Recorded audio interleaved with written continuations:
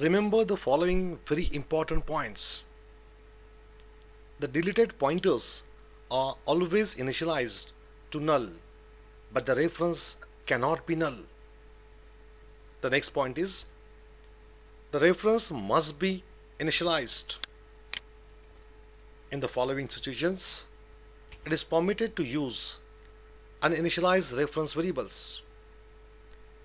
The first situation is reference as a member of class. Second one, reference as a return value from function. And the third case is reference as a parameter to function. The next point is avoid the use of independent references. It will create confusion. Let's see the example. Integer I is equal to 10. This statement declares I as an integer type of variable and it is initialized by the value 10. M is an independent reference. Programming point of view, such references are not at all useful. Is it clear?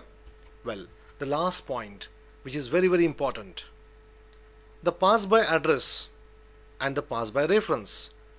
Both the mechanisms are internally identical and very suitable for passing large structure variables or objects, because both the methods never copy the object to function stack.